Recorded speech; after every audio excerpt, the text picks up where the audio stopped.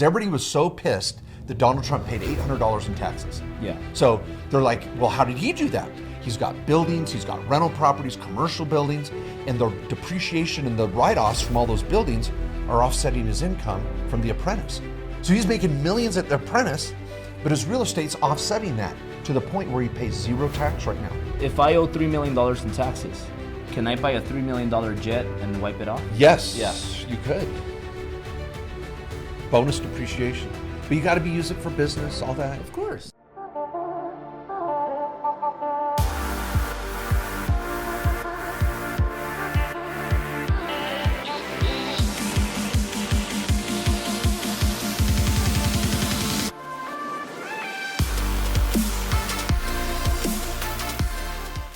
Hey guys, welcome to Driven here, and I'm here with Mark Kohler. Really happy. Flew down here to Idaho. Yeah. Right, you got to put him in a parka because it's too cold here. He's still trying to get his bearings. It's cold here. So one thing about here is it's really people are so nice. Like it's different from Beverly Hills and Newport Beach. Yeah. People over there, they're the cool people, and they kind of everybody's competing with each other. Who has more money? Who has this? Yeah. Over here, I went to eat, and everybody's so nice. Everybody's so humble people. Yeah. So is this a reason why you moved here? It is. I grew up in a small town in Washington State on a farm, and so that's where I learned how to work. And then we spent time in Salt Lake, in Portland, Oregon, and then down in Orange County, California. And the people are nice in California. They're nice, but there's that kind of little shell around them, and everybody, you have to break through that. And everybody is so great down in California too. But yeah, I like the small town. Keeps me humble too. Yeah. So Mark Kohler, you're the number one. This is how I know you. You're the number one.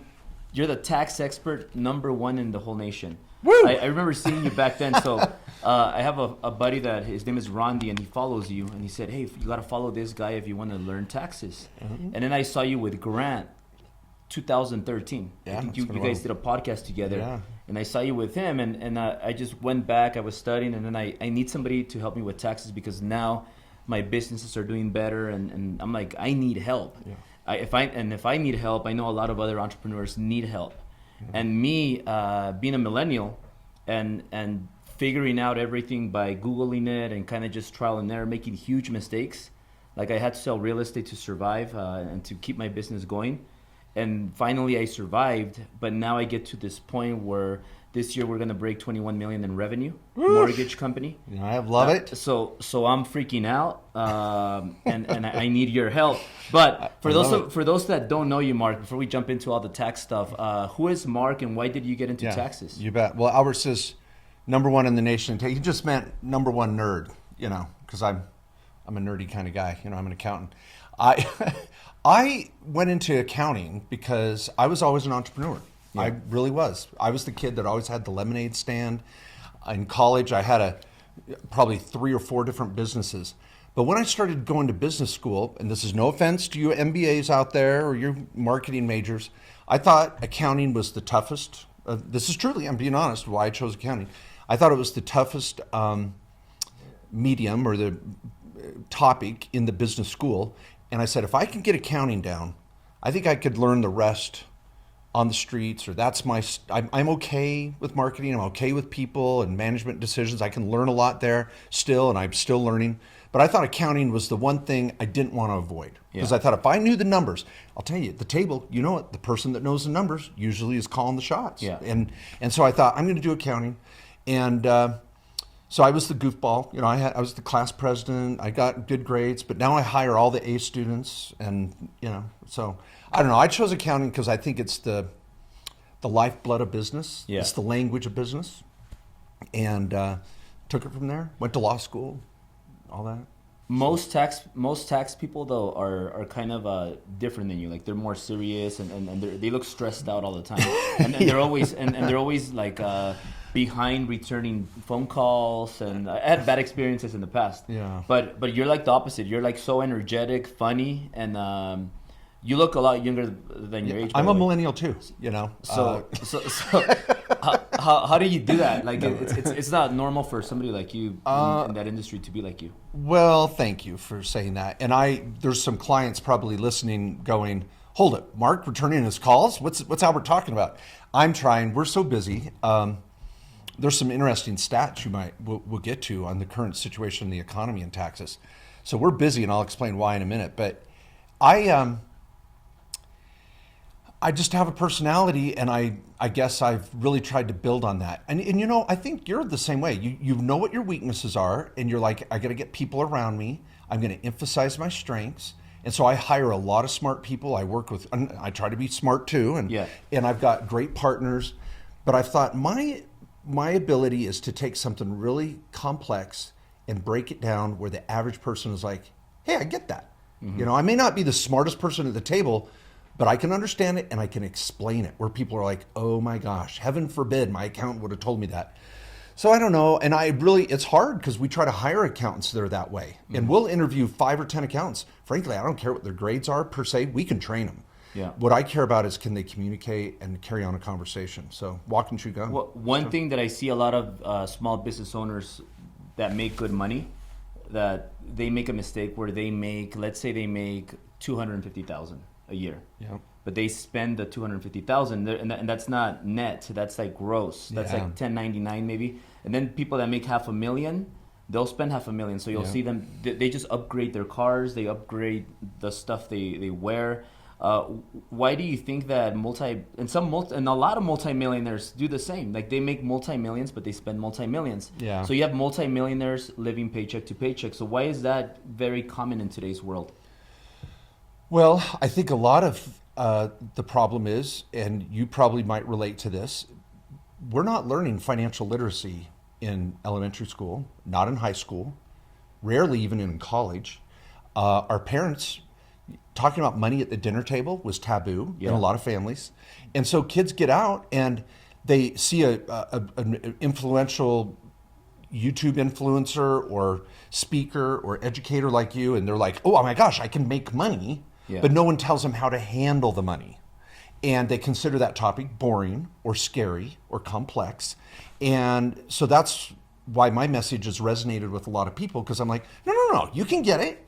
And the person that saves their money and learns how to manage it is the real power broker. That's when, if I can help you keep your millions, I just got chills saying that. Did you get chills? Did you feel that? Yeah, quite. I got it. You know, it's a spiritual topic. So I just think that it's not talked about enough and it's not taught. And it's up to you holding. I want to say thanks for you holding a podcast like this with a boring guy like me. Your listeners, guys, you're at the right spot. Yeah. This is what you got to keep following. Just don't listen to Albert on the sexy topics. You got to save money. You got to make money. You got to protect it. Yeah. Yin and yang.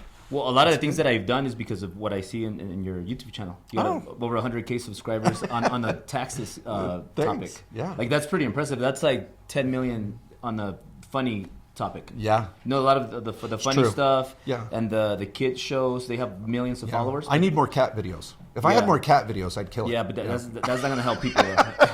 So like, I'll give you an example. Like, I see a lot of the stuff, how you could write off leases, you could write off the SUV 6,000 pounds. I saw your stuff on the PPP loan. Yeah. And for example, like, I have 3 corporations, right? So I got 3 PPPs. Okay. Love it. So it ended up being it was just a nice little add-on. Yeah. And people that don't watch your YouTube channel, or people like you, they wouldn't even know that. Yeah. And there's a lot of little things that you just have to follow, and then you could get forgiveness, right? Or there's a lot of things that could happen. But since I mentioned that the PPP loan, is that over already, or can people still apply for it? Do you think they'll bring it back later, or what's going on with the PPP loan? No, I think the PPP loan, the Paycheck Protection Program, for those that haven't applied for it or don't know what it's about, was really part of the CARES Act to help with the COVID outbreak in the spring. It's done. And I don't see it coming back. We've got to recover from this thing. And it is just, it's been devastating to business owners around the country. But now we're in the mode of getting the PPP forgiven. Yeah. Because, see, we got to be applying. And so if we were doing a private consult, I'd go, what was the day you got your PPP loan? This is when you have to apply for forgiveness by a certain date. And you're like, oh my gosh, I got to get on that. Banks aren't making it terribly simple to apply for forgiveness. But can I say one other thing back on the big topic? Yeah, cool, I was just going to say too that my YouTube videos, Yeah, I love to talk about taxes. I love saving money. You know, when your wife goes shopping, she'll come back and go, look at all this stuff. And you're like, what the hell happened? You know, and then she shows you the receipt and she's like, look how much I saved. That's how I want my clients and you thinking is, how much did I save on my tax return? Yeah. That's exciting. Yeah. Because it's the number one cost in our lives. No one wants to talk about it. Yeah. But my videos are so much more than that. We're talking more and more about that financial literacy, how to set up your Roth savings account to have $1 million Roth IRA. That's my most viewed video. How to get your 3-year-old her own Roth account, her own college savings account, and you can use it in real estate. And that self-directing concept. And how clients need to be using their family in family board meetings and family travel. And so it's not just taxes, it's integrating your business into your lifestyle where you're saving money every day and you're passing on a legacy to your family. And this is what my first book was, what your CPA isn't telling you. Your CPA should be telling you this, that you've got this little mechanism here, this little crucible, this little thing called a small business where you can teach your kids about wealth and about money so that they can step on your shoulders and you can leave a multi-generational benefit. Yeah. And it's just so powerful. And that's so much more my message. So for example, when you travel, why is it better to travel like maybe on a Thursday? And then you have the weekend, and then you come back on a Tuesday or something. Because I went to Puerto Rico, and I flew in there Wednesday night. I get there Thursday morning, and then I spend the whole weekend. I have my 2 girls. I'm doing Facebook Lives, doing little workshops, working. All right. And then on our way back, we stop by Disney World. Okay. And then we end up back at home. Man. So was that a good way that I set it up, or we stayed at a pretty nice resort? We stayed at Dorado Beach. Okay. So it's pretty pricey a night right there. Okay. So was that a good idea, or not, or is it better to travel Monday and then come back Friday? Okay. Well, it's always a good idea to travel with your family. So I love that. Now for the write-off. This is the test. I wish we had a whiteboard, right? So let's step back and let me say this. Whenever you travel, all of you listening, and all of you followers of Albert here, you've got to be integrating a business purpose for your travel. And some of the top 5 I like are meeting with customers. Which I did. Perfect. Meeting with vendors or referral strategic partners. So you may not be making money off them, but you're working together. You probably did that too. Mm-hmm. Attending or holding a workshop. I did. Are Instagram Lives considered that? No, it's going to need to be local. It's going to some local event wherever you're going. See, if I go travel to Puerto Rico and then I get on my Zoom and have meetings, the IRS is going to go, you could have done that from home. Why were you in Puerto Rico? Well, I think better when I'm there. Well, I did get a yacht, and 5 people that are part of my coaching program were in that yacht, and we're talking business. Okay, I like that. Very good. Which brings up number 4, a board meeting. Yeah. So that may have been a strategic planning meeting. And then number 5 is, oh my word, what did I just, space. Having your board meeting. And number 5, visiting your rental properties. See, and I want you to have rentals where you go. So if next time you're in Puerto Rico, you're like, I can pick up a little Airbnb here. I could pick up a little rental that even if it just cash flows break even, every time you go to Puerto Rico, you got to check on your rental. Oh, yeah. And so that's a great write-off. And so I tell clients, where your kids going to college? Where's mom and dad live? I bought a rental right next to my mother-in-law. Yeah. A duplex. And every time I visit, I get a write-off now to visit my mother-in-law. So, but those are my 5 reasons I think gain traction. And so that's why I hold a workshop in Hawaii every year. Yeah. It's not for me. It's for you. Because I want you to get a write-off when you go to Hawaii. It's work for me. I don't want to go, Yeah. Just call me a giver. Just Hawaii workshop for you. So I did a pretty good job then. That was one of my best jokes. You didn't even laugh. That's one of my good ones. No, I mean, you're a tough nut. I mean, you like tropical places just like me. I do, but I live here in the cold weather. I snow ski, I snowmobile, I get outside. I love the outdoors, but yeah, I like all 4 seasons. Yeah, so a little fun. I love it. So talking about COVID. Okay. I mean, people here are COVID friendly, but COVID helped a lot of businesses. It did, and it also put a lot of businesses out, and it affected a lot of lives. Yeah. But there's two questions that I have. Okay. For example, once not a question, is your opinion. For me, COVID, like just 100x my business. Okay. Because it's mortgages. Okay. So when the COVID happened, refinances just went out of the water. Interest rates went down. And then it was just, it really helped me. Okay. But also I saw that COVID also, like when they started printing money, people now go shopping to Rodeo Drive and Beverly Hills, and they're buying Louis Vuitton and Chanel. And it's kind of, I feel like they're getting it with the money that's being printed, and they're not using their money wisely. Do you have any opinion on that? I agree with you. That's really two topics. One is just the impact of COVID. It's been brutal, right? I'll have a phone call with a client that is making money hand over fist. I mean, just COVID was the perfect storm for their business. And then other people where it destroyed their business, especially those that are in the entertainment industry or restaurant industry or event industry. They're done. Wedding planners, no business, right? So it's just been really, really sad to see the difference there.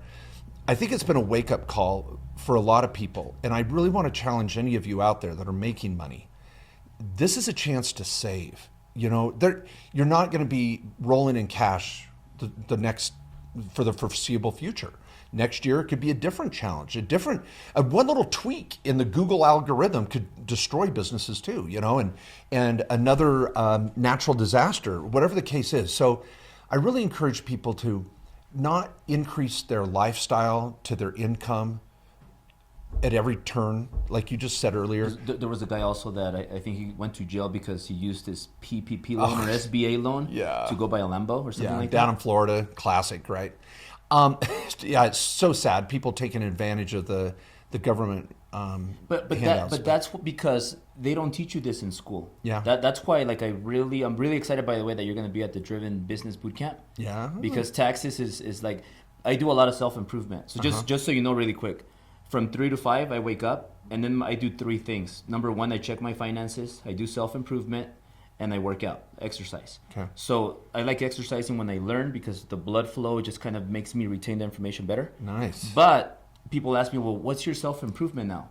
Now that I open 1, 2, 3 businesses and I'm doing better than ever, what can I improve on? In the beginning, it was like Rich Dad, Poor Dad, reading those kind of books, learning the basics. I love the book Principles by Ray Dalio. Okay, love it. Blue Ocean Strategy is a great book for marketing. But now what I'm studying is, one of the 2 things is credit and taxes. Okay. Because now I want to learn how to use my money right and with my businesses, and I also want to learn how to use credit and leverage and use it the right way. Because I know when you borrow money, you don't pay taxes, as opposed to when you sell, you get taxed on the sell. I want to pull up a little quote here too that's helpful, and I just, the interesting thing is before COVID hit, 1 in 3 Americans had a side hustle or a side gig. 1 in 3. Now it's up to about 20 million people that have now started a side business because they can't guarantee their income is questionable. They lost their job, whatever the case is. And so the beauty of this is more people are realizing that these multiple streams of income, like you figured out, 3 different entities, 3 different companies. And how do I keep more of that money? It's one thing to earn it, and then it's another thing to keep it. I'm kind of on the keep side. Now, I love marketing. I mean, I teach marketing classes too, but I want to make sure people are saving their money and they're not paying too many taxes on it. And I just, like these serial entrepreneurs that are using Roth IRAs to make big money, and I wanted to just throw out some of these it's just unbelievable. And let's say you came to me. I want to give a tip here. This is an important one. Say you came and said, Mark, I'm starting another business. I'm like, okay, cool. Tell me about it. All right. Well, I'm going to do this. I'm going to partner with someone, and it's a little tweak on a current product or service I do. And I'll say, you're going to make a lot of money? You're like, dude, I'm going to kill it. I'll say, don't do it. Yeah. And you're like, hold it, Mark. I just told you how great it is. I'll say, don't you do it. Let's set up an entity that's owned by your solo 401k or your Roth IRA or your kids' college savings accounts. And I can take tax-free Roth money and start a business and let all of that money just flow right back to your wealth as a bucket, tax-free. And I have too many people that just want to make the money and then put it in their bank and pay the highest possible tax rate, which are off the chart right now, especially in California. And so we need to start, it's called opportunity shifting. Sometimes I don't need to make the money. I can let my retirement account make it. I can shift it into real estate, and you're still building wealth and future passive income, but you're doing it in a tax preferred way. You borrow it from there? Well, no, you can borrow from a 401k or a retirement account, but better yet, you're young, and so you're like, Mark, I don't want money in a retirement account. That's 30 years away. Trust me, you will. It is so shocking how many phone calls I have with clients that are in their 30s and 40s. They have no savings and they're scared to death. I mean, they're 10, 15 years away and they thought I'd have more money by now, but they don't. And this is why I couple a lot of what I teach with Dave Ramsey. I love the Dave Ramsey concept. Let's try to stay out of debt. Let's use debt wisely to build more and make more money, because credit's great if we use it wisely. That's where Dave Ramsey and I part ways. But I don't want bad debt, and I want to save, and I need to create wealth that's asset protected. O.J. Simpson's money is still protected. No one can touch it. Yeah. I don't want anybody to touch your money. Let's make sure that it's protected and it's there for the future. And you can live an awesome lifestyle, but you don't have to have all of it right now. Let's set some down for the future. And so powerful. So when you're making, let's say, when people say that they make billions of dollars and they pay zero taxes, is that true? Yes. Let's use two examples. The one I wanted to pull up right now is Peter Thiel, who started PayPal. He did it with his Roth IRA. He's 36 years old with $1 billion Roth IRA. What? He'll never pay taxes on that. Now you go, well, Mark, he's 36 years old. Yeah, but 20 years from now, he can start pulling it out tax-free and never pay tax on it, ever. He can leave it to his 56. Well, 59 and a half. So I'm just saying roughly about 40 years. And so it's phenomenal how much we can, and it comes before you know it. And all of a sudden you're like there. So I love to try to protect that money and save it and put it out there. And then what was the main question you just asked? I said Peter Thiel was an example, and you said, what was it? I asked you about people not using their money wisely. Yeah. Then Donald Trump was my other example, because everybody was so pissed that Donald Trump paid $800 in taxes. Yeah. So they're like, well, how did he do that? Real estate. That wasn't on a Roth IRA, because he's a real estate professional. And so this is in one of my books is, sure, Donald Trump is playing the real estate professional card perfectly. He's got buildings, he's got rental properties, commercial buildings, and the depreciation and the write-offs from all those buildings are offsetting his income from The Apprentice. So he's making millions at The Apprentice, but his real estate's offsetting that to the point where he pays zero tax right now. Now, when he goes to sell some of that real estate, he may pay some tax, but he's just working the system. I've been teaching that for 15 years. But you don't have to sell the real estate. You could just pull out cash outs. You could do cash out refis, and you don't get taxed on cash outs. You don't. And then the rates are like 3% right now. I agree, and there's a balance. I'm not saying not to borrow from the equity in your real estate. Borrow from the equity. Use it to make more money, or buy 3 more rentals. But there's a point where I do want to find a balance. I don't want to be so highly leveraged that I can't do a 1031 exchange and create some cash flow that from the next rental property. Why borrow against it? And right now, real estate, surprisingly, isn't it amazing how real estate has been really resilient with this COVID thing? Yeah. You're like, why aren't real estate values going down? People aren't paying their mortgages across the country. Some have predicted a little adjustment, so we got to be careful. But it's a balance. Speaking of the 1031 exchange, Biden. Yeah. So, looks like Biden won, but they're still. You think Biden won, or are they still kind of? You think they're going to recount it, and because Donald Trump's fighting? I'm not a political analyst, but my personal opinion, it's done. He's in. So let's just say Biden won. Yeah. What's going to happen with 1031 exchanges? Well, I think the bigger issue is the Republican race in Georgia, because if the Republicans keep the Senate, Biden's not going to have a clean slate to do whatever he wants. It's not going to be game over. Yeah. I think the Republican Senate's going to keep him in check.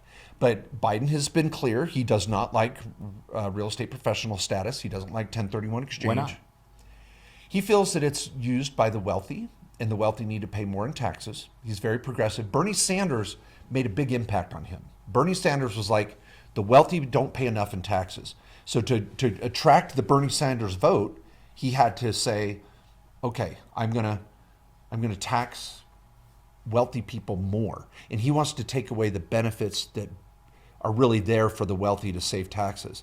And real estate professional and 1031 is one of them. Now, whether or not he can pull it off, who knows? The real estate lobby is so strong. But it doesn't make sense, though. Why are people that work hard going to be penalized for people that don't like to work that much? Well, you bring up the progressive tax debate on why the wealthy should pay more or not. And it almost makes me feel like, let me just not work so hard. Yeah. I mean, the counter argument is many people say, if you're going to tax me so much, I'm not going to earn my next dollar. In California, once you're making over $400,000 or $500,000, your next dollar is taxed at 50%. Net, right? Net. So let's say you net $400,000 or $500,000 in your business, multiple streams of income. The next dollar you earn, taxed at 50%. Can it be like $399 net and you're good? I could show you some tables. We can figure it out. It's tricky because you got state and federal that combine for that. Okay. Because you got California that's pushing close to 11. They wanted to raise the governor wanted to raise it to 13 or 14%. Then you got Fed at 39. So 39 and 11. If you're in the top bracket of California and the Feds, which is around 400, break even, around you're going to pay 50%. But also what could happen is what's going to happen if small business owners are not motivated to keep scaling, then they're going to let go of employees. They're going to pay cuts and things like that. So it's really going to affect the poor as well. Yeah.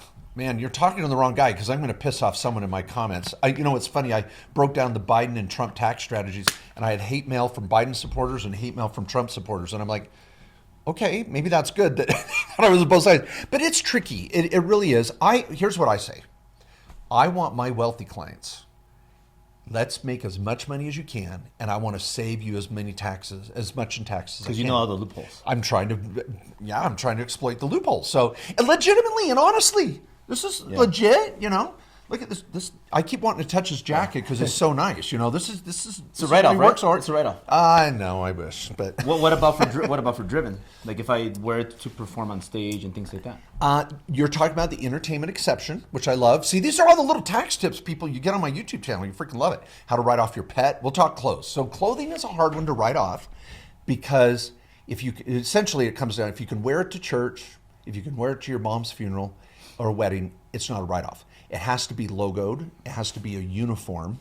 Or an entertainment exception is like the one guy that brought this all to court was Liberace. Liberace would wear these very ornate, Elton John had some tussles with the IRS because they'd wear all these crazy clothes. And they said, okay, if it's a costume and you're in entertainment, okay. And if you're in entertainment or a model, you look good enough, you could be a model. Then you can write off your haircuts and makeup and all that. Watch. See, I had to do a ton of makeup for today. Albert just walks on stage. You just right in front of the camera. See, no. I was in makeup for an hour. This is what you get. This is all I have, bud. This is it. So it's tough. But anyway, so I thought it was funny. You get up from 3 to 5 and work out. I just go to the bathroom from 3 to 5. I mean, that's really. I go to the bathroom too, but it's a short. It's not maybe 10 minutes. Yeah, I take medication for that. No, I'm just joking. Just joking. But no, I love it. 3 to 5, man. If I get up at 5, Well, today, I woke up at 2 a.m. because I needed to work out and do my stuff, and then get to the airport by 5:30 to catch my 6 o'clock flight. That's impressive. I play it close because I like to get as much done as possible. Yeah, early bird gets the worm. I love The Rock and his motivational on Mulligan Brothers. That was so good, so good. Okay, now tax tips. What can I do? I want to give your folks some stuff that we're going to talk about at Driven. Should I leave California? Ooh. I did. I was in Orange County 8 years, and I had to beg my wife. I'm like, let me show you how. What am I going to do with my Ferraris and my lifestyle that I'm used to, and if I bring him here to take him wherever you go? Yeah, I mean, I probably have a consult. If I was doing 3 or 4 consults a day, it'd happen every week. But I've got a team, and I try to manage my time a little better. But I have a consult every couple weeks on clients trying to move out of California. Now, you want to move to one of the 9 states that have no state tax. The big ones are Texas, Nevada, and Florida. Those are they're growing like crazy. Arizona has a 4% tax rate. You're going to pay 2/3 less in taxes just going to Arizona. And it's driving distance. It's driving distance. And so go back to California. Yeah, so right now, I have a place in California that I rent, that I go visit, but my voter registration's here in Idaho. My primary residence is here in Idaho. I've got a little memo that I help clients with on if you want to move your state residency, you've got to be sleeping in that other state at least 175 days out of the year. You're going to have to move, but you can go back and visit all you want. When I run the numbers for clients that are making $300,000-400,000 a year at a 10% tax rate, holy hell, that's 40 grand. You can rent a great place for 40 grand and go visit California. And I not only cut my tax costs by coming to Idaho, I cut my cost of living by a third to half. Auto insurance, property taxes, groceries, my auto. I'm not on the I-5 paying gas everywhere I go, So anyway, there's a lot of benefits. There's some very influential names I can't share that I've helped move from California to Boise, Idaho, up in the mountains in Sun Valley. They love it. It's like mini California out there. So anyway, before your kids get in school, This is the plan. Talk to your wife. Because once the kids are in school, you're screwed. Yeah, my wife. Well, we're considering the schooling thing. Maybe it's going to be definitely not going to be traditional schooling. Okay. But we're talking about that. But every time I tell her let's move to a state-free tax, she panics because like Dallas, Texas, it's like really boring. She loves the Beverly Hills and the shopping and the restaurants and all that stuff, the fun stuff, the beach. Even though we never go to the beach because it's cold there. Yeah. And then Florida, she doesn't like the tropical weather because it rains. You sit down in the restaurant. Humidity is brutal. And then Vegas, it's like hot and then it's cold, and so she doesn't like those states because of that. Yeah. But how do I counter her on that? You pull out a piece of paper. This is what I did. I said, honey, look at how much money we made this year. Look how much we paid in California state tax and property tax. And it's going to be 6 figures, and you're going to go, why don't we have a place here where when we do visit, we do the things that we love about California. But the other 6 days a week, we don't use it. We don't go to Disneyland 6 days a week. We don't go to the beach 6 days a week. We don't go shopping 6 days out of the week. But when we visit, we can do that. But we move our residency for those other 6 days in a sense, and we live our life where we teach our kids a little more reality. I was telling Albert before this podcast that moving my kids out of Orange County, California in the bubble, it was the best thing I did. They're like, oh, you mean the rest of the world doesn't live this way? Where every other car is a Bentley or a Mercedes or a BMW? And they're like, wow. And we've got to teach our kids financial thrift. And Warren Buffett lives in the same house he grew up in. We don't need the flash. It's okay. For the wives that are watching this and they're kind of like my wife and they want to stay in California. Do you have good news for them? Is there any way to make millions in California and not pay taxes if you do the right things? Yes, absolutely. And I'm not kidding. Right now, as we speak, my wife is sitting in California. I talked to her before I came over here, and she said, when do you come? And I said, I'm coming on Friday, and I'll be there for Thanksgiving week. And then I said, and then when are you booking your flight back? Because I have a daughter there that's working, and so my wife wants to be around our daughters and support them and be around them. No grandkids yet. Whew, I'll tell you, it's a scary time. I mean, I'm 9 months in a snowstorm away, from a grandkid. So COVID babies, crazy. But anyway, so she wants to be there. So we have a place that she can go stay, but our residency is outside of the state, and we're saving money. See, when I was living in Orange County, I'm sharing maybe a little too much. I'm driving a convertible down to I-405. I'm loving it. I'm great restaurants. I had a surfboard hanging out of the back. I'm surfing Sano and all the Doheny on the weekend. I mean, I loved it. Those are old man beaches, I know. But anyway, I loved it. But then I show my wife, look at our 401k. There's nothing. Look at our rental property. Measly. We're making $500,000 a year, and we're spending it and paying a buttload in tax.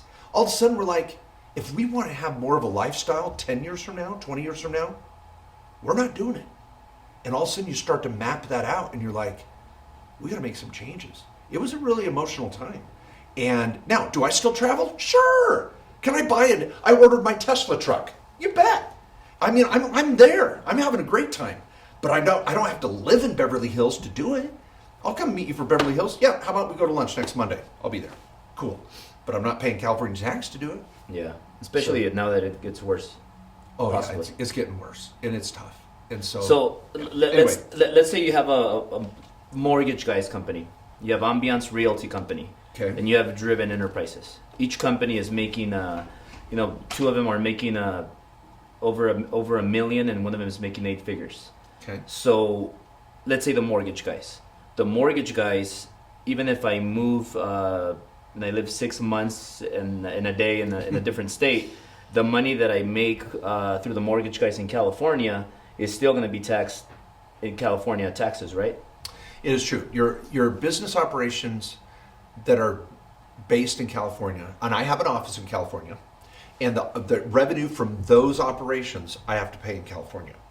But pretty soon, my clients figure out, okay, the first step is moving me physically out, getting the family used to it, getting that breath of fresh air, literally breath of fresh air, financially and physically. And so you move out personally. Then you say, okay, now what operations could I move out slowly but surely? So when I moved here to Idaho, I had 1 employee here. Now I have 14. Guess where it's cheaper to hire people? Right here, right?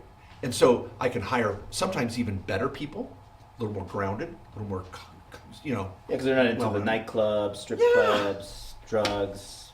Exactly. And so I'm hiring people more affordably. My cost per foot, I have right now, for the same rent per square foot that I have in Orange County at my office, I have 8 employees. So I have 8 employees in comfortable offices here versus 1 in Orange County for the same price per foot. And what about like clients from California, from New York? You don't pay, you pay taxes based on this state because you're doing your job from this state. That's right. So if Albert calls me up from California and says, hey Mark, I need a tax strategy plan. I need this, I need that. Okay, cool, let's knock it out. We build a diagram, we save you taxes. I don't pay California taxes. Okay, California won't call you and tell you, hey, Albert's one of our California guys. Nope. Only if on the revenue of the people walking into the office in California. So we've done over the last 5 years, we've just extracted more of our operations out of California. And companies are doing this every day. If you're in California, you're seeing this. Yeah. You're hearing it. Companies are like, I'm relocating. So, but you don't do it all at once. You may leave 2 or 3 of your core mortgage people there. And then you say, now we're going to set up a satellite office in Reno. Reno's beautiful. There's some beautiful areas around Reno where I don't have the heat of Las Vegas. And I'm Northern California is just a hop, skip, and a jump away. I can be in the Bay Area in 4 hours. Mm-hmm. But anyways, there's great other locations where I could set up operations and start extracting operations out of California, and we just start adding it up. Now, Puerto Rico, dude, 2% tax rate. Yeah. So Puerto Rico. Before Puerto Rico, Driven Enterprises. So those are events. They're virtual training, and those I shouldn't be in California for Driven, because Driven's growing in revenue. Nope, so that I could do it from anywhere. Yeah, look at my studio here. I love it. Yeah. And I got great people. I'm building this studio for 1/10 of the cost in California. But guess where we go buy all of our gear? I get on Craigslist in LA, and then I just have it shipped here. And so I buy a lot of gear out of California, but I bring it here. So I run my studio out of Idaho. So all of my live events, Idaho income, not California. Yeah. Idaho's not the best tax-wise either, but I had to compromise here. My wife wanted Idaho, and I was like, anywhere freaking better than California. And so anyway, so yeah, you just figure out what you can move. So Puerto Rico, we're going to get down and do all those numbers, so that way you get me to pay 0 taxes. So we're going to talk about that at Driven Bootcamp, so stay tuned. Before that, Puerto Rico. So should I move to Puerto Rico? Would it help me with my situation? Well, very well could. Puerto Rico has the lowest tax rates in the world. But what happens to the 21 million plus in revenue from my mortgage guys? You'd pay tax on that. So how would it help me in Puerto Rico? Well, you have to say, you've said it yourself, is all of your revenue from mortgages? No, you've got other revenue. You've got online events, you've got consulting, you've got web-based products, web-based education. That could all be based out of Puerto Rico. The mortgages, fine. You're stuck in California, you got a great client base there. Don't turn it down. I mean, it's money. The tree's growing fruit. Let's go grab it. That's cool. But maybe you can again say, what is this other revenue that I could shift to Puerto Rico? Now all of a sudden I'm living in Puerto Rico on a 2% tax rate, fed, no state. Wow. So what? Right? So if you're making 20 million, you pay 2% total. Yeah. Now it depends on the type of income and the structure. I've got accounting firms I refer clients to there. I help clients, at least once a year, do an analysis and help them move to Puerto Rico. I have a lot of clients that move from the East Coast down to Florida. See, on the West Coast, most people are moving to either Nevada or Texas. My East Coasters, they're trying to move down to Florida. And especially in New York City, the 5 boroughs, brutal taxes. So we're shifting that way. But here's the point. I want to say this for everybody that's going, what the hell are you talking about? Here's the thing. When you start making wealth and you start making money and you start writing a check to the IRS for 100 or 200 grand, you start asking questions. And you look at your accountant who's done jack shiz for you, and you look at your lawyer who you don't even trust, and you go, where can I go? And hopefully you're going to bounce into me on Amazon or on YouTube or Facebook and go, here's a guy that makes sense. Now, I'm not telling everybody they got to move out of California, but it might work for you. And other people, I'm saying, let's just structure your business a little differently. Albert says he's got 3 companies. Well, I'm already in the back of my mind thinking, okay, how are those structured? Does he have an S-Corp? What's his payroll look like? Are we doing a solo 401k? Are all of his kids getting Roths? Are we doing home office? Are we writing off travel? How are we writing off dining and all of his events and all of his equipment and his drones and whatever? So I'm thinking in the back of my mind all the low-hanging fruit and saying, okay, if I can put more money in Albert's pocket, I'm going to beg of him to not go buy a Bentley and say, take that money and fund your retirement account. And now, when the next deal comes along, you got 200 grand sitting in your retirement account, and you're going to go, ooh, I'm going to fund that next business like Peter Thiel did with PayPal with my retirement account. Now, I agree with you, and I want you to give your opinion on this because, like the bootcamp, we talk about sales, which is one thing. Without sales, you have no business. That's right. Agree. Marketing is huge right now. Love it. Systems and operations. You need that for a business. Yep. And then we have training. I don't know if you know Bradley. Lightspeed, one of my best friends. And then taxes and credit. Now, I get the whole saving money and not buying a Bentley, but what about somebody like Ty Lopez? You know Ty Lopez? Mm-hmm.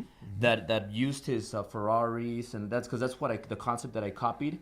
And that's what blew me up in the mortgage industry because now everybody saw, well, Albert drives a Ferrari and he does mortgages. So I become a mortgage loan officer and I get a Ferrari too. Yep. And then I started promoting that. So, and you could see it all over my social media. You just search Albert Seattle and you see Ferraris and watches and all that stuff. So how can you help me with having some deductions with my marketing stuff that I do? Because it's needed. That's not the question. Your question should be, Mark, how can I make money without spending it on all of this bling? Yeah. That's the question. And I think, so no offense, but we can do both. But yeah. Because it's good. You guys watching this, comment what you think. Yeah, like, I mean, you guys think Mark is... I'm not asking you to live under a shell and not enjoy life and drive cool cars and live extravagantly when you want to, but I'm asking you to be balanced at it. Yeah. And that's the trick. Mm-hmm. If you're going to buy a Ferrari, fine. You better show me that your taxes are paid for the year. You've already filed. You've got your kid's college savings account funded. You've paid all your bills. Oh, you got money for a Ferrari? And it'll help you marketing? Okay. Let's talk about how we might be able to write it off marketing. But we don't buy the damn Ferrari first. We get our life in order. We have balance. We make sure that our foundation is strong. Then if I need to buy a Rolex and go show it off at an event to attract potential investors or customers or partners, cool. But we do it within reason and we do it within balance. Because there's people that see Albert and go, what the hell? That's too flamboyant. That's too flashy. I don't want to follow Albert. He's reckless. And then other people are like, oh, I want to be like Albert. Well, let's find a balance. Let's attract both parties. Yeah. Let's say I'm buying those things after I paid my bills, after I funded these things. And these millennials, we need to start building a habit of savings. I've got Acorns. I got Robinhood. I got a millennial right across the way here, Corey. I love this guy. And we're teaching Acorns. We're teaching Robinhood. We're teaching thrift. I'm an old millennial and they're young millennials. so they barely made it on the other side. Okay, I barely made it on the other side. Yeah. But anyway, my point is, can I help you find tax deductions for some of your bling? Yes. It's not easy. The entertainment deduction's gone right now. So we've got to look at travel and marketing costs. We don't want an audit from the IRS. We got to be cautious. Yeah. Being too flashy is not, there's a balance. That's all I'm getting at. So be careful, guys. Let's do the basics first. Totally. Yeah. So what do you say to people that are behind on taxes? People that haven't done their taxes maybe for 2 years, 1 year. Are they in trouble or is there something that they could do since the whole COVID happened. Because I know when COVID happened, a lot of the offices from the IRS were closed. They were taking longer to answer. So was that kind of like did that help or affect people? The IRS being kind of slower down? Yeah, well, in the year 2020, the IRS provided some extensions that were automatic, where you didn't have to pay. There was no penalties or interest, and you got a few extra months to get your crap together. Cool. That time's over. That's gone. That's past. So if you want to, anybody out there, if you want to play the COVID card game, it's too late. So here's what I tell people out there. You want to have a sustainable. One thing that we're going to teach at Driven, and when I get my chance to be in front of you guys, I want to talk about, after all this money making and the marketing and the systems, now it's the yang. That's the yin. Now what's the yang? The yang is keeping it and protecting it and not blowing it and saving it, so that 5 years from now, where do you think half of NFL players are 5 years after they get out of the NFL? They're broke. They're broke. Yeah. Okay, do you think the same thing happens to mortgage salesmen? Freaking yes. I want to swear, but yes. Yeah, no. yeah. You could swear. Yeah. But the problem is, everybody wants to go to the workshop on how to make money, but they don't want to stick around for the legal structure and the foundation, so that 5 or 10 years from now, you're okay. So I'll give you an example. I know this boxer. I know you like boxing. Yeah. He was telling me, like, you guys should put the gloves on and go box after. Because I was You boxing box too? I was boxing with Mikey Garcia. You know Mikey Garcia? Oh my gosh, dude. World champ. He was a speaker at my last Driven, the event, not the Bootcamp. Bootcamp is more business. But he's one of my close friends. He goes to my house all the time for parties. Oh my gosh. But I sparred with him, and this guy is the exception of what you were saying. This guy made money, and then he couldn't box for 2 years. And then because he was going through a legal battle with his promoters, then he came back, and then he was doing it himself. He was promoting himself. He made a lot of money. He started making more money. He started buying properties, and then he likes flashy cars too. So instead of buying, how he did it is he has a license. Okay. And he bought the cars, like a dealer license, and you know how to structure that type of. You know what I'm talking about, right? Yeah, I'm looking over at Corey because I've got a business where we flip cars. That's what he does. Yeah. So he's doing it wisely. Yeah, and guess what? I flip cars in my Roth IRA. Really? Is that good? I don't make any. I don't pay any taxes on my car flips. Do you think the IRS sometimes looks at you? Dude, I love it. Do you know I have IRS agents that come on my podcast? I have ex-IRS agents that come to my workshops, and I'm like, this once I was teaching my class, and about 4 rows in, there was this woman, and she asked a question, and I go, okay, what do you do? And she goes, well, I work. No. I was playing around with the crowd, and I go, hey, does anybody work for the IRS? Because I was in Chicago, big IRS service center there, and she raises her hand. Yeah. I'm like, oh my gosh. You work at the IRS? And I go, what? Where do you work at? And she goes, I'm in the CID. That's the Criminal Investigation Division. So she was packing heat. So I had an IRS agent with a gun in my class. And I was like, boy, if that's not stage fright, that's like at the football game, you're trying to pee with some big guy behind you. But I mean, I was freaking out. And I was like, oh my gosh. But I'm like, what are you doing here? And she goes, we don't learn this at the IRS. And there's nothing wrong with saving taxes. I'm licensed in 5 states. I've got a legit firm. I'm not just teaching this and hitting the road. We've got a real accounting firm, a real law firm, a trust company. We help clients do this.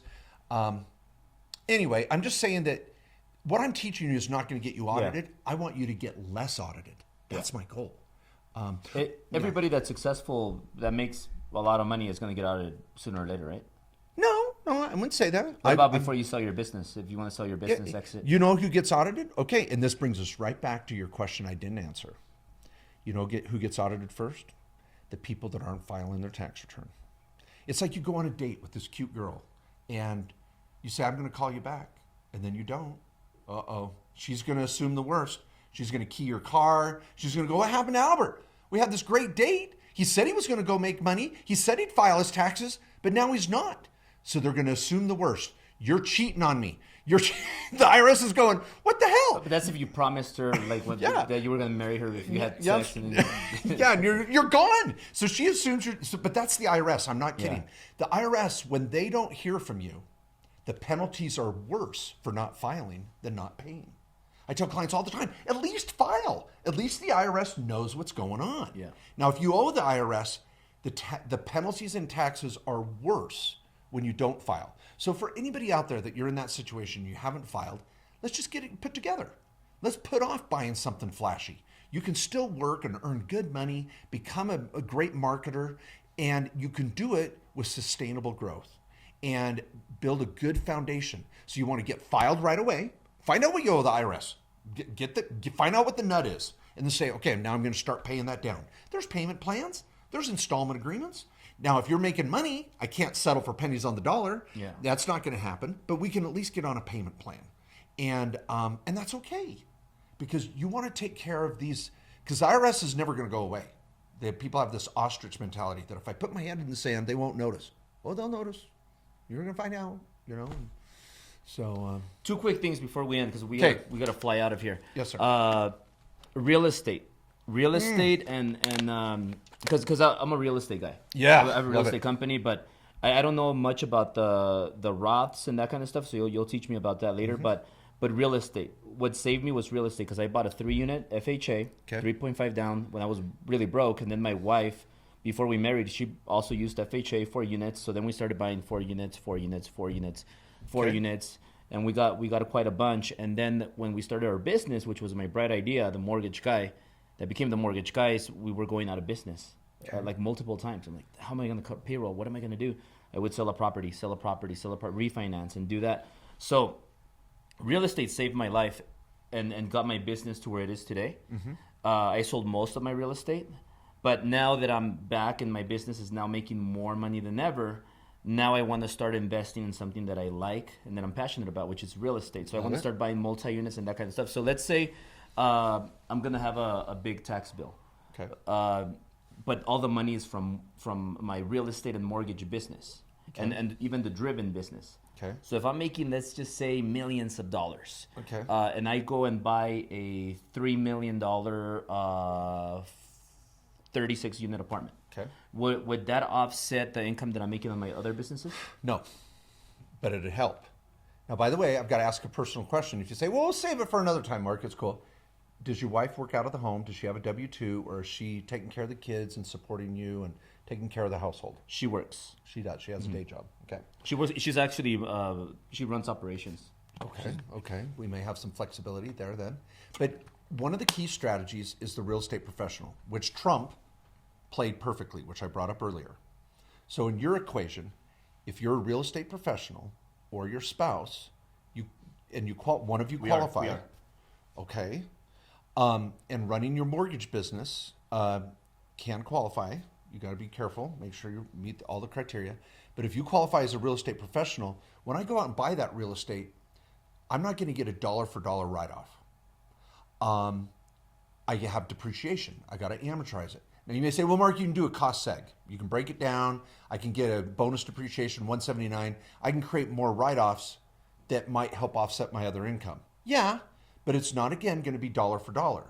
So we've got to be realistic of what real estate can do on our tax return. Now, I love real estate.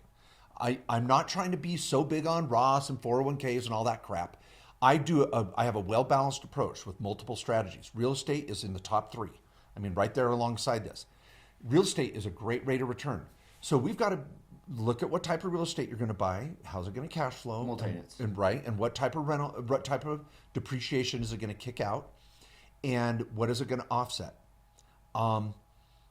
So will it help you save taxes? Absolutely. This is why Trump paid $800 in tax the year before he became president of the United States. We just have to run numbers and not think it's going to solve all the problems. So where it saves you, when they say you make tax-free money through real estate, okay, what they mean is that you get 1,000 units, okay, and you're getting each unit you're renting for $1,000. Let's just say that. Okay. So you're making X money a month.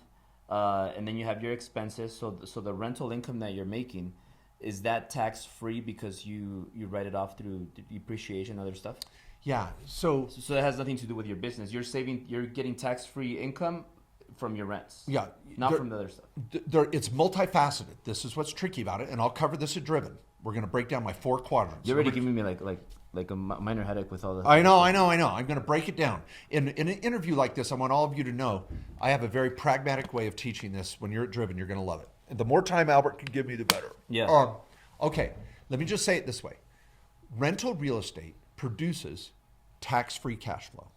First. Okay. First and foremost. That makes sense. That's quadrant 1. So I know I'm going to get tax-free cash flow because the write-offs from the depreciation and the mortgage interest, which I get as the owner. So with that, you could buy a Ferrari. Oh my gosh. No one's buying Ferraris in this example, damn it. Okay, all right. All right. Okay. Okay, so you get tax-free cash flow. Then you're going to get tax-free appreciation. Yeah. Because the property's going to generally go up in value. Mm-hmm. We're not going to lose the dirt. And the longer I hold it, the better off I'm going to go because the market's going to go like this. And we're going to get a 5 to 7, 8% appreciation rate over time. Cool. Next, we've got mortgage reduction. Someone's paying that mortgage for me. And so I'm building equity in the property, even though I'm not putting any more money in the property. So mortgage reduction is a rate of return. So the property's going up in value, the mortgage is going down, and I'm building equity, and I didn't even put more money in. And I did it tax deferred, tax free. Yeah. The 4th quadrant, tax benefits. Now let's just say the depreciation is so kick-ass, I'm going to have so many write-offs on this multi-unit property, it's going to generate more losses than I can use inside the real estate itself. So if there's any excess write-offs over and above the cash flow, now I can use that against your other income. So that's why it's so beautiful. That's why it's so beautiful, but that's why it's not dollar for dollar either. Because you got to buy this real estate, you're going to have depreciation kick out, and it's going to take care of the cash flow first. And then whatever smidgen, sometimes more than less, comes out the bottom, you can use against that other income. And then you could cash out, refinance, tax-free, and then buy another apartment. Yeah. Now, you want one more strategy, or we got to go? No. I'll throw this out fast. Throw it out fast. So I don't want you to miss your plane either. Yeah. I was on a phone call with the client this week out of Southern California. And he was a doctor. His wife's the real estate professional. He's like, I need some write-offs this year. He knows if he goes and buys 3 fourplexes, the write-off's good, but it's not going to wipe out his $800,000. So he's like, what am I going to do? So right now, under the Tax Cuts and Jobs Act, equipment and vehicles and RVs and mobile homes and other types of assets, you can depreciate 100%. That was gonna be my next question. Should I buy the Rolls Royce Cullinan? Oh my gosh, no, there's no car in this. That's 6,000. That's 6,000 pounds. Yeah, it was used 500,000. Yeah. Well, if you use it 100% for business, but let me give a better example. Yeah. So this guy said, instead of buying real estate, I'm going to buy businesses that are heavy with equipment. He found 3 pizzerias, and a guy that owns 3 pizzerias out in, say it's out in the valley. It's in California. I want to keep client confidentiality. Found 3 pizzerias with the ovens and the equipment and all this stuff. He's going to buy $1 million business with these 3 pizzerias who are delivery only. So COVID hasn't killed them. They're takeout and delivery. They're loving it. With these 3 pizzerias, there's about, in this $1 million purchase, there's no real estate involved. He's just buying these 3 businesses. It's probably $700,000 worth of equipment. I can write off that equipment 100%. Zero taxes. So now that equipment write-off offsets his other income. Now the beauty of this, it's not a car that's not producing income. It's 3 pizzerias that cash flow about $400,000 a year. Yeah. So now he's creating cash flow from a smart investment that's not just being driven around to look sexy. It's 3 pizzerias that are creating a dollar for dollar write-off right now in 2020 to offset his income, 0 tax, and it's going to produce cash flow next year. Now we're in tax heaven. Cash flow, diversification. Yeah. I still want you buying real estate. But see, we're buying businesses, we're funding retirement accounts, we're buying real estate. So you guys that are making millions, here's my final point. This is my book, Financial Freedom, and I'm going to give it to you too. Yeah, so right here, here's my book, The Financial Make sure Freedom. you sign it too. Yeah, I'll sign it for you. It's going to be worth big money on eBay. Okay, I'm just joking after you read it. Now, so my Financial Freedom book was what Wall Street isn't telling you and what is a business owner's guide. So when you make profit, sorry, put this in front of the camera. My producer's like, you don't hold it like this, Mark. Okay. Anyway, so this book was all about phone call after phone call after phone call of clients going, okay, Mark, I'm saving taxes. Now what do I do with the profit? Where do I deploy it? That's tax preferred and is going to create more cash flow. and is going to give me more stability. So 10 years from now, I'm not an NFL player that has nothing, or an NBA player or whatever. I was in the entrepreneurial realm, and now I have wealth for the rest of my life. That's the goal. Not just for the next year, not just for the next 5 years, for the rest of my life. How can I take care of my family? Here, wait, pen drop. So there you go. Yeah, good. So you buy assets with equipment that make the money and then go up in value. You got it. I mean, yeah, and then it's easier said than done. What's another quick example of something that would be like the pizzeria? Building a business that you can systemize. What if you buy a gym with a bunch of equipment? Would that kind of be cool? You love it. Love it. And there's health clubs for sale right now. Guess why, right? Because freaking COVID shut them down. They're dying. Yeah. So you can get pennies on the dollar deals. Another one, RVs. RV Airbnb, huge business now. 2020 was the biggest year ever in the industry of RV sales. People are sitting home bored. A lot of people bought RVs in the beginning of this year. Now it's December and they're going, why in the hell did I buy an RV? And so we get deals on RVs, 100% write-off, put it in a rental pool. People are renting RVs. So it's just like an Airbnb on wheels. They're cash flowing great, 100% write-off. I had a client in Texas this week, just bought 3 RVs, 200 grand, 100% write-off. And they're already cash flowing. He's got them in a rental pool at an RV For campground. people that lease and sublease Airbnb, is there any write-offs when they do that? No, when you do the sublease strategy, which I love, there's no capital outlay. You don't own the house. Okay. But so it's good for cash flow. It's better if you buy the condo and then Airbnb it? Sure, yeah. Because now you own it, and even though it's just one? Sure, yeah, you run the numbers. Now, buying Airbnb properties is tricky, as you know, and I teach classes on that because where do people go for Airbnbs? Not the middle of freaking Idaho, 10 degrees. They want to be in Beverly Hills. Yeah, so you got to spend $1 million and hope it cash flows. And when COVID shuts down or there's problems, an Airbnb can be very volatile. And one unit's not going to have the same write-offs as 4 units. Or more. Exactly. And so Airbnbs are tricky. Look at all my clients that bought Airbnbs in Hawaii. Hawaii is devastated. Oh, yeah. COVID has killed it. I had a phone call just an hour ago from a client in Hawaii, and he texts me, and I get emotional because they're struggling over there. The economy has been devastated. So buying an Airbnb sounds great, but you got to be able to offset it with other real estate. That's why 10 rentals is less risky than 1 rental. Yeah. And so you figured it out. We got to share it with people. That's why you got to be a driven. We're going to kill it. That's right. Driven. That's right. And you're going to wait for my class because it's the best. And I'm really excited about all the stuff you're going to teach me and help me with. So thank you. I'm going to go meet with your friend right now. But one last thing about a jet. A jet. Okay. Jet. So, I've owned a plane. So if I owe $3 million in taxes, can I buy a $3 million jet and wipe it off? We'll save it for driven. Yes. Yeah. You could. Bonus depreciation. But you got to use it for business, all that. Of course. Yeah. Now, here's the classic example, though. Farmers are classic for this. Have you ever driven by a farm and you're like, why in the hell is there so much equipment out here rusting, right? Because farmers go out on December 31st and buy crap they don't need. Yeah. Because they hate the government. Farmers hate governments. It's classic, right? So farmers go out and buy crap they don't need on December 31st. I don't want you to be that guy. I want you to go out and buy stuff that makes sense, that's going to create cash flow on December 31st. Sign me up. And to be clear, on the 6,000 pound, does it have to be an SUV or could it be a car that's 6,000 pounds? It could be a car. It could be a car. So it just has to weigh 6,000 pounds. That's it? Yeah, and used for business. So it doesn't matter. Okay, we'll go over that after. All right, guys. Well, Mark, thank you so much. Thank you for having me. It's an honor. It's one of my favorite ones. Like it's just back and forth and jokes in the middle of it and entertainment. But thank you guys, and comment below questions for Mark. We'll see you guys at Driven, and once again, thank you very much. Thanks for having me. Good luck, everybody.